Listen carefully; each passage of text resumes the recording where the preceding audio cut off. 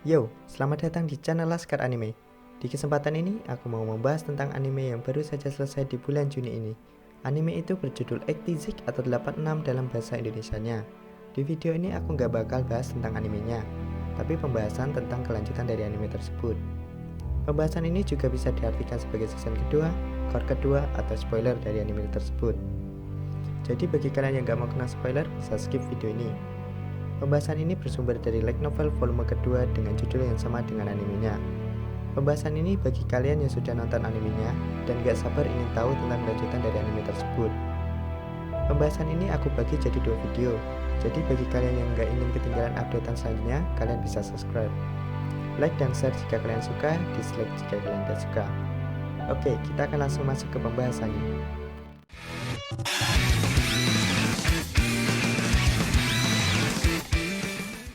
Light novel diawali dengan Lena yang menemui perwira komandan dengan penampilannya yang sudah berubah. Dia mengenakan seragam hitam dan salah satu bagian rambut peraknya telah dia warnai merah. Dia mengadopsi penampilan ini 6 bulan yang lalu, setelah skuadron Spearhead dikirim dalam misi bunuh diri. Sejak saat itu, dia berpenampilan seperti ini untuk meratapi mereka. Lena menerima hukuman setelah melepaskan tembakan perlindungan untuk membantu mereka. Oleh karena itu, pangkat Lena diturunkan 1 tingkat. Alasan Lena berada di kantor dengan perwira komandan adalah karena berbagai pelanggaran yang disebabkan setelah memimpin skuadron barunya. Lena hanya membalasnya tanpa peduli. Perwira komandan tidak berani menghukumnya karena skuadron Lena mendapatkan tingkat pembasmian legion tertinggi di front timur. Baginya Lena adalah anak emas. Selama kelakuan konyol Lena tidak terlalu parah, dia akan mempertahankannya apapun yang terjadi. Setelah Lena meninggalkan kantor dan berjalan pergi, dia bisa mendengar hinaan dan tatapan merendahkan yang diarahkan kepadanya oleh sekitarnya. Orang bodoh yang membuang pangkat mayor demi sekelompok 86. Itulah hinaan yang dilontarkan mereka kepada Lena. Kemudian perangkat raid di leher Lena aktif, dan langkah Lena semakin cepat sambil menjawab panggilan dari perangkat raid. Panggilan itu dari Cyclops, nama pribadi dari kapten skuadron yang Lena pimpin saat ini. Nama aslinya Siden Lida. Semenjak insiden dengan skuadron Spearhead, Lena menanyakan nama para prosesor di hari pertama tugas barunya, tapi dia tidak memanggil mereka dengan nama asli, karena dia tidak bisa menyelamatkan mereka dari takdir mati sebagai drone. Skuadron Lena dikenal sebagai Kesatria Ratu. Ini disebabkan karena julukan yang didapat oleh Lena, yaitu Sang Ratu Bersimbah Darah, Bloody Rena. Setelah percakapan mereka berhenti, Lena mempercepat langkahnya menuju ruang kendali. Kemudian berhenti sesaat ketika sesuatu di luar jendela menarik perhatiannya. Tak lama lagi musim semi, saat dia pertama kali berhubungan dengan skuadron Spearhead. Dia berdoa agar paling tidak mereka diperkenankan beristirahat dengan tenang.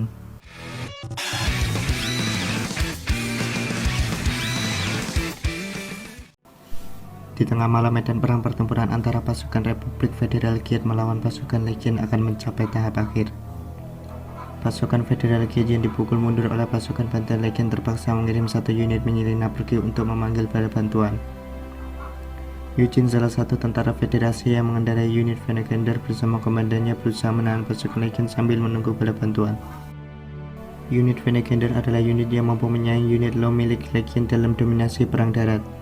Di medan pertempuran yang didominasi oleh Legion, para tentara federasi terus maju berusaha mengabaikan kematian mereka yang akan datang. Kemudian sebuah suara yang mereka tunggu-tunggu akhirnya terdengar. Itu adalah suara bahwa bala bantuan telah tiba. Beberapa selongsong peluru dari atas langit menghujani di atas pertahanan pasukan Legion, membungkam seluruh unit pengintai Amaze yang berlapiskan baja tipis. Rentetan roket yang ditembakkan dari belakang mereka membersihkan unit Growolf dari pasukan Legion. Tapi tipe tank Law membelokkan rentetan roket dengan pertahanannya tanpa terluka. Tapi hal itu tak bertahan lama setelah 1 buah unit yang menerjang langsung menuju pertahanan Legion dan mengincar unit Law. Dengan pergerakannya yang sangat agresif dan akhirnya berakhir mendarat di atas unit Law di tengah formasi musuh, menusukkan 4 penggerak elektromagnetik di kakinya ke punggung unit Law. Unit Law itu pun kejang-kejang dan akhirnya hancur. Unit agresif itu bergerak di medan musuh sambil menghancurkan unit Law lain dari pasukan Legion.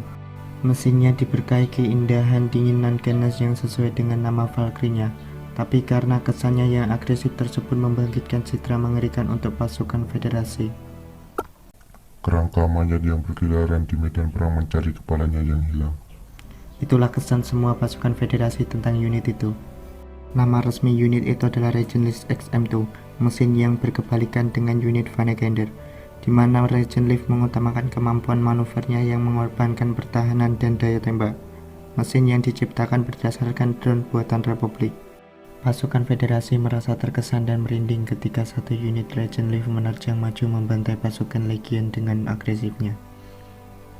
Aksi ini bukan bukti kemampuan mesinnya, namun pilot yang berada di dalam mesin tersebut, yang dulu pernah dikenal sebagai prosesor, dan kemampuan mereka yang membedakannya dengan pasukan federasi saat ini.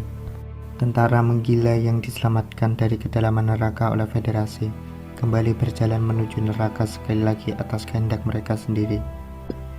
Semua pasukan federasi, bahkan warga Republik Federal Giat mengetahui sebutan mereka, yang telah berangkat keluar dari kedalaman neraka tersebut.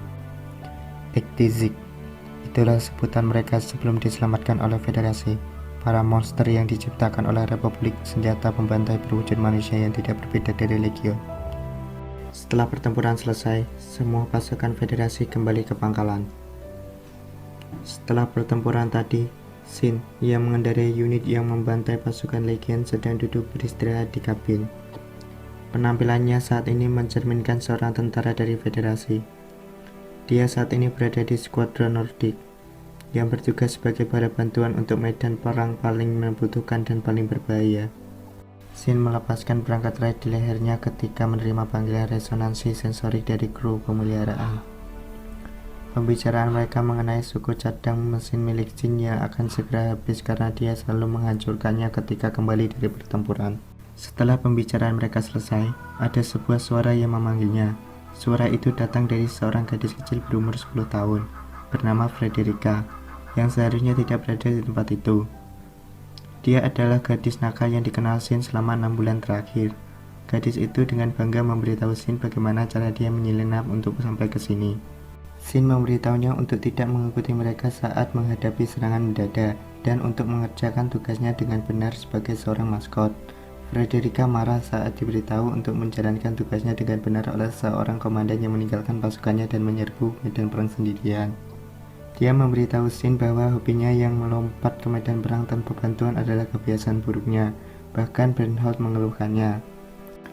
Bernhold adalah sersan paling senior di skuadron Sin. Saat Frederica membahasnya, Bernhold hanya diam mengangkat bahunya, yang menandakan bahwa dia memang mengeluh.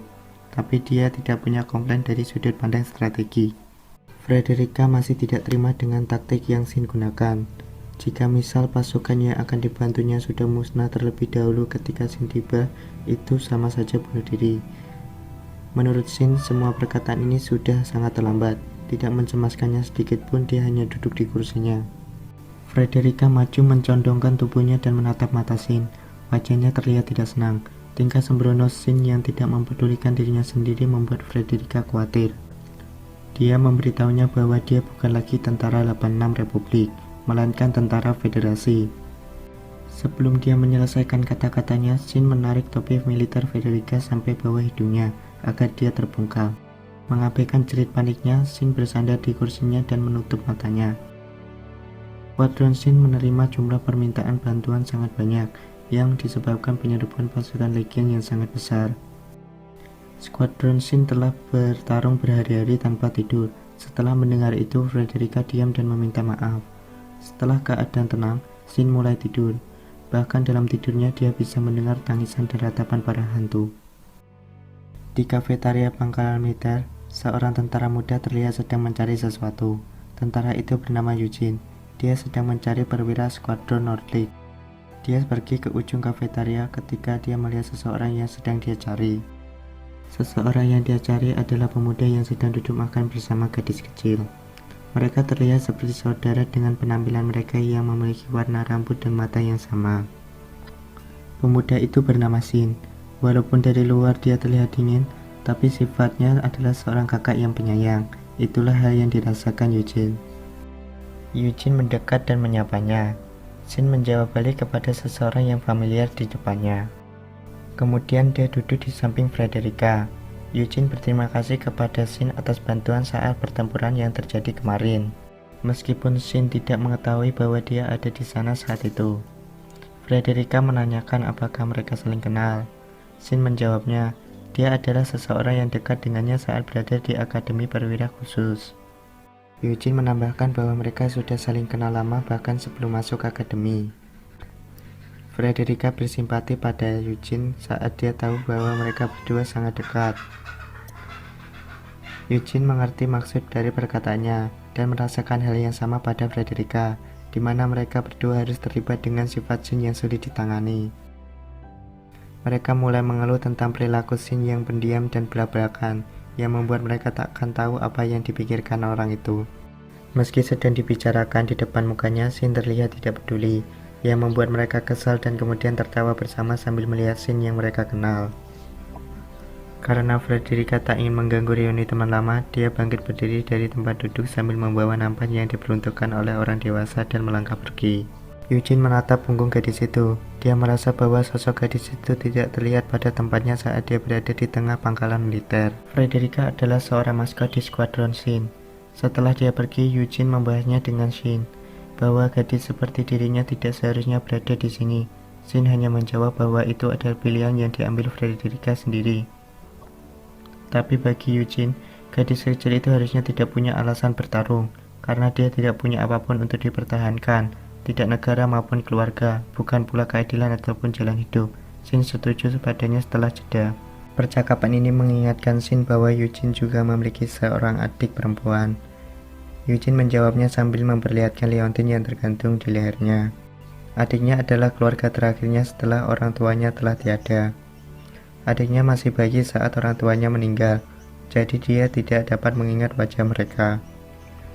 Adiknya saat ini sedang liburan musim panas dari SD-nya dan Eugene ingin sekali membawanya liburan.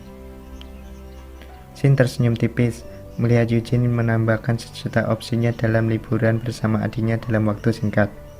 Dan setelahnya ekspresi Shin mengeras, menanyai Eugene apakah dia yakin untuk menjadi seorang tentara.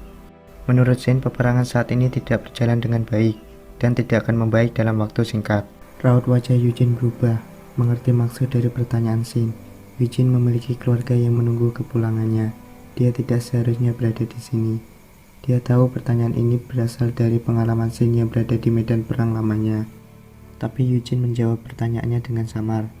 Kemudian topik pembicaraan beralih ke pertempuran sebelumnya, di mana banyak korban jiwa yang telah jatuh.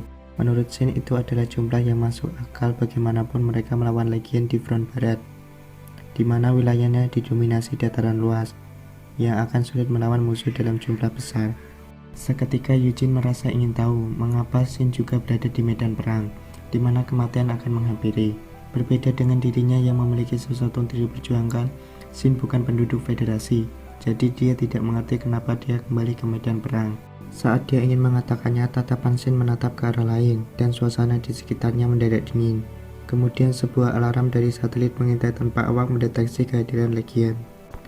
Setelah keheningan jatuh, mereka berdua berdiri dan menuju divisi masing-masing. Titik penyerangan Legion berada di front barat, dengan zona berhutan sempit dan reruntuhan kota yang menjadi zona pertempuran. Zona yang menguntungkan untuk mengalahkan tipe tank Lo, yang merupakan pasukan utama Legion serta tipe tank berat Dinosauria. Tapi akan menjadi medan yang sulit bagi unit Venagendar untuk bermanuver menghindar, yang berakibat fatal jika terpojok oleh sekelompok tipe Growolf. Pertempurannya tidak berjalan baik. Unit lapis baja yang bertanggung jawab atas pertahanan dan ditempatkan di belakang garis pertahanan kedua nyaris berdiri di garis depan. Skuadron Nordic Shin dikerahkan di dekatnya. Mereka menyerang sisi unit Lo yang bergerak maju, memukul mundur laju mereka dengan pertarungan jarak dekat. Di sisi lain, unit-unit lapis baja yang sampai sekarang mengepali ofensif memanfaatkan kesempatan ini untuk mengatur diri sendiri dan memulai serangan balik bekerja sama dengan skuadron Nordic. Tiba-tiba hening putih mengalir melalui semua layar optik dan jendela hulu multiguna. Nilai di layar mengidentifikasikan perubahan kepadatan Antex Willy. Gangguan elektroniknya kian meningkat. Tepat sebelum sepenuhnya menenggelamkan seluruh komunikasi, skuadron Nordic mulai mundur secepat kilat. Tak lama sesuatu menghujani turun dari atas langit dan kemudian meledak membombardir pasukan Federasi. Setelah ledakan berakhir, suara gadis memanggil Shin menanyakan keadaannya dari para raidnya. Shin menjawab sambil menatap ke bawah bongkahan baja yang terkoyak terkena ledakan sebelumnya. Sesaat kemudian Shin meminta Frederica untuk menutup sambungannya. Shin keluar dari unit Regen Lift-nya dan saat ini menatap sosok yang berada di bawahnya dengan tatapan tenang dan dingin. Sosok yang dia keluarkan dari unit Venagendar yang tercapik-capik dan membaringkannya di luar di atas rerumputan. Sosok itu adalah Eugene. Shin memberitahunya bahwa segala di bawah perutnya telah hilang. Eugene tahu dirinya tak cuma putus, tapi dia bersyukur Shin menariknya keluar dari kokpit. Dia tidak mau mati terjebak dalam kokpit dengan bau darah dan isi perutnya sendiri. Eugene menatap Shin dan mengajukan permintaan terakhirnya untuk mengambil leontin miliknya dan menyerahkannya kepada keluarganya. Shin melepas sarung tangannya untuk mengambil leontin, kemudian berdiri mengambil pistolnya. Dia menarik penguncinya mengarahkan kepada Eugene dengan tatapan tanpa emosi. Tapi Eugene tahu tatapannya bukan tanpa emosi. Eugene meminta maaf dan berterima kasih kepada Shin.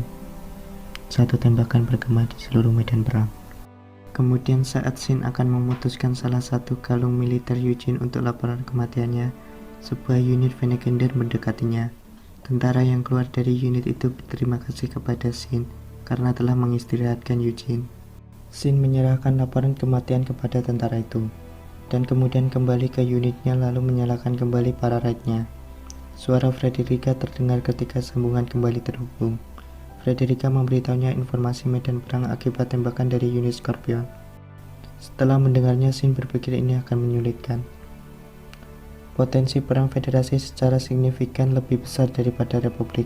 Setiap senjata yang mereka gunakan ke medan perang dibuat dengan baik. Mereka pun punya dukungan artileri dan tautan data. Tapi biar begitu, Legion jauh lebih kuat.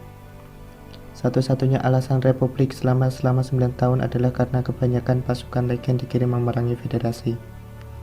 Atau lebih jadi semata-mata menganggap Republik sebagai tempat uji coba. Shin dan skuadronnya mulai pergi kembali ke titik berkumpul. Tak lama setelah dua peleton bergabung bersamanya, sebuah nama pribadi familiar datang menghampirinya terlihat di layar monitor. Terdengar suara yang sudah lama tidak dia dengar di medan perang. Suara itu milik Raiden, temannya yang merupakan sesama 86. Dan kemudian nama-nama tak asing mulai bermunculan di layar monitornya. Sampai di sini saja pembahasan kali ini. Di video selanjutnya akan menjadi flashback bagaimana Shin dapat sampai ke Federasi dan perjuangannya melawan Legion bersama Republik Federal Giat. Dan buat kalian yang ingin ngerasain feeling yang beda, aku saranin buat langsung baca novelnya, karena ada juga beberapa bagian yang tidak aku masukkan dalam video ini. Oke, itu aja.